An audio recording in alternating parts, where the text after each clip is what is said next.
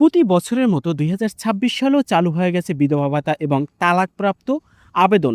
তো আজকের এই ভিডিওতে আমি আপনাদের দেখাবো কিভাবে আপনারা বিধবা ভাতা অথবা তালাকপ্রাপ্ত ভাতার জন্য আবেদন করবেন। তো সঠিকভাবে যদি আপনি ভাতায় আবেদন করেন এবং এটার কাগজ কোথায় দিতে হবে A to Z জানাবো আজকের এই ভিডিওতে। সেক্ষেত্রে পুরো ভিডিওটা দেখবেন এবং চ্যানেল নতুন হয়ে থাকলে অবশ্যই চ্যানেলটা সাবস্ক্রাইব করে রাখবেন। তো প্রথমে আমরা আবেদন করব। আবেদনের জন্য সরাসরি আমরা চলে যাব ক্রোম ব্রাউজারে। সবসময় আমরা ক্লিক দিয়ে লিখব ভাতা, সার্চ দিয়ে দেবো।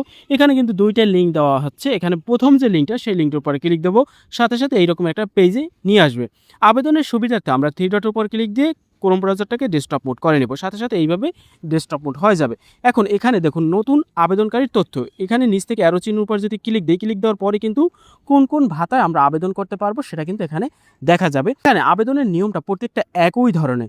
যেহেতু আমি বিধবা ভাতায় অথবা তালাকপ্রাপ্ত যে ভাতা সেটাই হচ্ছে কিন্তু স্বামী নির্গৃহীতা ভাতা, তো এটার উপরে ক্লিক দেবো। ক্লিক দেওয়ার পর এখানে কিন্তু নিচে চলে আসবে এনআইডি কার্ডের তথ্য দিতে হবে। তো এনআইডি কার্ডের তথ্যের ভিতর প্রথমে রয়েছে সম্পূর্ণ নাম বাংলায় এবং সম্পূর্ণ নাম ইংলিশে। তো আমি বাংলা এবং ইংলিশে দিয়ে দেবো। তারপর নিচে হচ্ছে জাতীয় পরিচয়পত্র, এখানে জাতীয় পরিচয়পত্র নাম্বারটা আমরা দিয়ে দেবো। তারপর হচ্ছে জাতীয় পরিচয়পত্রের যে জন্ম তারিখটা সেটা আমি এখানে দিয়ে দেবো। তারপর হচ্ছে লিঙ্গ, অবশ্যই বিধবা যেহেতু মহিলা সিলেক্ট করে দেবো। তারপর নিচে দেখুন একটা যোগফল চাইছে আমার কাছে। তো এখানে যে যোগফলটা আপনাদের অন্য কোনো যোগফল আইতে পারে, যেমন 8+2, আমার এখানে বড় একটা যোগফল আইছে। তো এটার উত্তর যেটা হয় সেটা এখানে আমি নামিয়ে দেবো। নামিয়ে দেওয়ার পর এখানে দেখুন আছে জাতীয় পরিচয়পত্র যাচাই করুন, এটার উপর ক্লিক দেবো। ক্লিক দেওয়ার পরই যদি এনআইডি কার্ডের তথ্য সঠিক হয় তাহলে নিচে এরকম একটা ব্যক্তিগত তথ্য নামে ফর্ম ওপেন হবে। তো এখন যদি আমি এখানে নিচে আসি, নিচে আসলে দেখা যাবে এখানে আমাদের ছবি আপলোড দিতে হবে। অবশ্যই আপনারা আবেদন করার আগে আপনাদের মোবাইল দিয়ে যার আবেদন করবেন তার ছবি এবং তার সিগনেচারের একটা ছবি তুলে নেবেন, তারপর আপনারা এডিট করে নেবেন। কিভাবে আপনারা ছবি এডিট করবেন এবং 100 কেবির মধ্যে নিয়ে আসবেন সেই বিষয় নিয়ে একটা ভিডিও আছে, আমি ডিসক্রিপশন বক্সে দিয়ে দেবো। ওই ভিডিওটা দেখে আপনারা মোবাইল দিয়ে ছবি তুলে এডিট করে নিতে পারেন। তো প্রথমে এখানে আমি একটা ছবি আপলোড করব।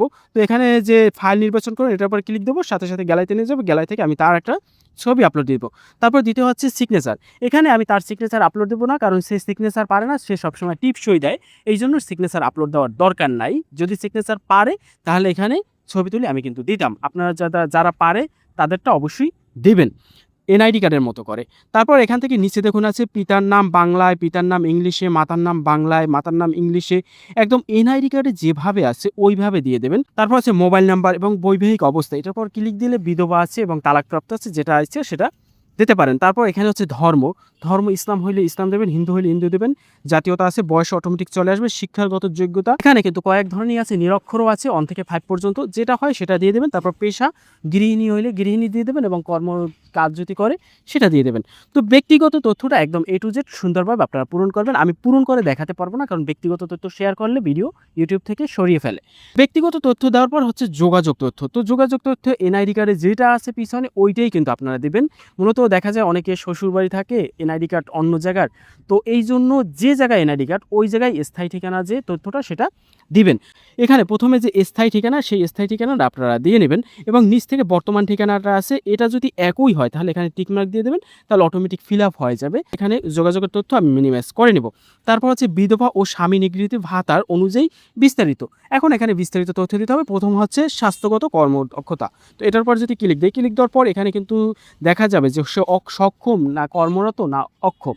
তো এখানে সে কর্মরত, এখানে কর্মরত দিয়ে দিচ্ছি। তারপর সরকারি বেসরকারি সুবিধা কোনো পায় কিনা, তো এটার উপরে ক্লিক দিয়ে কোনো ভাতা পায় কিনা সেটা বলা হয়েছে, তো কোনো কিছুই পায় না, এই জন্য কোনো কিছুই হবে না, এটা দিয়ে দেবো। তারপর বাসস্থান ভাড়া থাকে সে ভাড়া দিয়ে দেবো, আর নিজস্ব থাকলে নিজস্ব দেবেন এবং ভূমির পরিমাণ, তার কোনো ভূমি নেই, বস্তুহীন, এই বস্তুহীন দিয়ে দেবো। বার্ষিক আয় সর্বনিম্নটা দিয়ে দেবো এবং এর আগে গত বছর কোনো ভাতা পাইছি কিনা সমাজসেবা থেকে, তো আমি এটা না দিয়ে দেবো। তো এখানে বিধবা ভাতার যে নিগৃহীত ভাতা অনুযায়ী বিস্তারিত তথ্য দেওয়া শেষ। এখন আমি এটাকে মিনিমাইজ করে দেবো। তারপর হচ্ছে ব্যাংক এবং MFS এর তথ্য। মূলত এই সেটিংটা আগের বছর ছিল না, এখন বর্তমানে নতুন দিয়েছে। মূলত নগদ বিকাশ যে নাম্বার সেটা দিব এখানে আমরা। তো এখানে যেহেতু নগদ বিকাশের মাধ্যমে আমরা টাকা পাবো, সেক্ষেত্রে নগদ বিকাশের দেখুন আছে পাশে MFS, তো এটার উপরে ক্লিক দেবো। দেখুন মোবাইল ফিন্যান্সিং সার্ভিসিং আছে, ক্লিক দেওয়ার পর এখানে আমাদের এই যে নগদ বিকাশের তথ্য দিতে হবে। দেখুন প্রথমে আছে মালিকানা, এখানে ক্লিক দেব। ক্লিক দেওয়ার পর দেখা যায় অ্যাকাউন্ট মালিকানা নিজ হইলে নিজ দেবেন এবং আত্মীয়-স্বজনের হইলে আত্মীয়-স্বজন দেবেন। তো তার নিজ দিয়ে দেব। তারপর এখানে নগদ না বিকাশ সেটা সিলেক্ট করে দেব। হচ্ছে মোবাইল নাম্বার, এখানে অবশ্যই যে মোবাইল নাম্বারটা দিবেন সেটার জন্য মাস্ট নগদ বিকাশ থাকে, না হয়তো কিন্তু ঝামেলা হয়ে যায় পরবর্তীতে। তো এখানে আমি মোবাইল নাম্বার দিয়ে দিলাম। দেওয়ার পর দেখা যায় এখানে হিসাবের নাম, মূলত এই যে নগদ বিকাশ অ্যাকাউন্টটা কার নামে খোলা তার নামটা কিন্তু এখানে দিতে হবে। যদি আপনার আত্মীয় হয় তাহলে আত্মীয়র নামটা দিয়ে দেবেন, যদি আপনার নিজের হয় নিজের নামটা দিয়ে দেবেন। দেওয়ার পর নিচ থেকে ইমেল আছে, ইমেল যদি থাকে দিবেন, না হয়তো কিন্তু দেওয়ার দরকার নাই।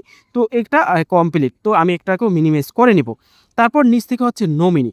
এখন এখানে নমিনি যদি থাকে তাহলে দিবেন। আর আমার মনে হয় যে এখানে আবেদনের ক্ষেত্রে নমিনি দেওয়ার দরকার নাই, না দিয়ে দেব। দেখুন এটা অটোমেটিক মিনিমাইজ হয়ে যাবে। তারপর এখানে দেখুন যোগ্যতা ও অন্যান্য তথ্য একটু জুম করে যদি দেখুন খানায় ক্ষুদ্র নিগোষ্ঠী আছে কিনা, এটার পরে ক্লিক দিয়ে না। তারপরে এখানে ভূমি যে মালিকানা ধরন নিজস্ব হলে নিজস্ব, ভাড়া হইলে ভাড়া দিয়ে দেবেন। তারপর নিচ থেকে খানায় শিশুর সংখ্যা যদি থাকে সেটা দিয়ে দেবেন। খানায় শিক্ষা সর্বোচ্চ, তো এখানে কত 1 থেকে 5 পর্যন্ত আমি দিয়ে দেবো। খানায় কি পৃথক রান্নাঘর আছে কিনা না দিয়ে দেবো।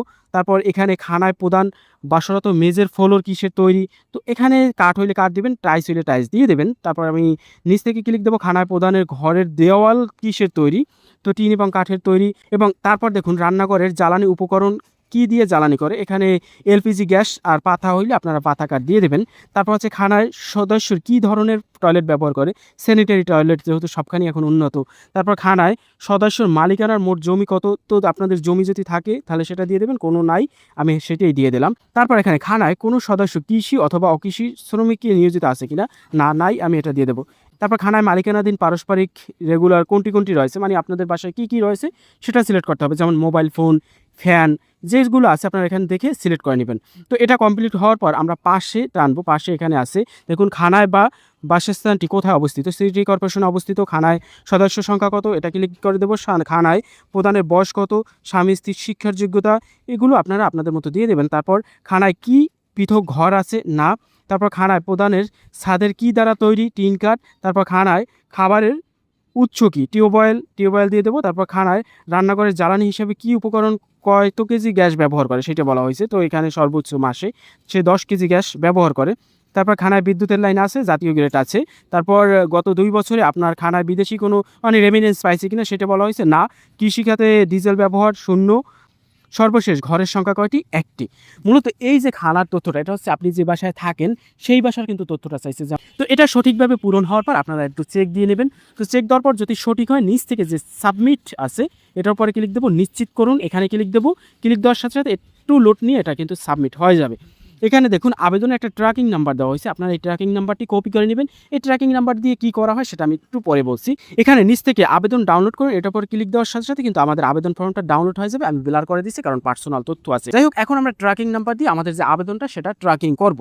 তো সেক্ষেত্রে আমরা সরাসরি ক্রোম ব্রাউজার চলে যাব। আবার আমরা এখানে সার্চ দেবো ভাতা অথবা ডিএসএস ভাতা গভ.বিডি। সার্চ দেওয়ার পর আমরা প্রথম লিঙ্কটা, আমরা দ্বিতীয় লিঙ্কটার উপর ক্লিক দেবো। ক্লিক দেওয়ার পরে আমাদের এই রকমের একটা পেজ ওপেন হবে। এখানে দেখুন লেখা আছে অনলাইন অ্যাপ্লিকেশন ট্র্যাকিং, এটার উপরে ক্লিক দেবো। ক্লিক দেওয়ার পরে কিন্তু এখানে আমরা জাতীয় পরিচয়পত্র দ্বারাও কিন্তু ট্র্যাকিং করতে পারি। যেহেতু ট্র্যাকিং নাম্বার কপি করে আনছি সেটা দিয়ে ট্রাই করবো। এখানে আমি নাম্বারটা পেস্ট করে দেবো, প্রিভিউর উপরে ক্লিক দেবো। দেওয়ার পরে দেখুন আমার আবেদনটা যে কনফার্ম হয়েছে, তারা যে বুঝে পাইছে সেটাই হচ্ছে এটার প্রমাণ। তো এখানে এই ট্র্যাকিং নাম্বারের মাধ্যমে দেখা যাবে যে আপনার আবেদনটার অবস্থা কি। যদি আমি নিচে যাই দেখুন আমার আবেদন কমপ্লিট। যখন এটা সম্পূর্ণ এবং চূড়ান্তভাবে হবে তখন কমপ্লিট দেখা যাবে এবং তারপরেই কিন্তু টাকা আপনারা পাবেন। এখন আবেদন করার পরই কি আপনার ঘরে বসে থাকতে হবে? না, আবেদন করার পর আপনাদের এলাকায় উপজেলা যে সমাজসেবা অফিস আছে সেখানে গিয়ে এই কাগজটা এবং আপনার এনআইডিটা দিবেন এবং বলবেন যে আমি খুব সমস্যায় আছি, আমার এই টাকাটা যদি পাই তাহলে আমার অনেক সাশ্রয়ী হয়। তো তাদেরকে বুঝিয়ে বললে কিন্তু তারা আপনার আবেদনটা কনফার্ম করবে। আপনাদের এলাকায় যতজন নিবে তার থেকে বেশি আবেদন করলে তাহলে কিন্তু অনেকজন বাদ পড়ে যায়। তো আপনি যদি যোগাযোগ করেন তাহলে আপনার আসার সম্ভাবনা থাকে। তো আবেদন করতে যদি কোনো সমস্যা হয় অথবা আমাদের মাধ্যমে যদি আপনারা আবেদন করাতে চান সরাসরি আমার কমেন্ট সেকশনে কমেন্ট করতে পারেন অথবা আমাদের ফেসবুক পেজে সরাসরি মেসেজ দিতে পারেন, আমরাই আপনার আবেদন করে দেবো। তারপরে যদি আপনাদের কোনো প্রশ্ন থাকে সরাসরি আমার কমেন্ট সেকশনে পোস্ট করতে পারেন।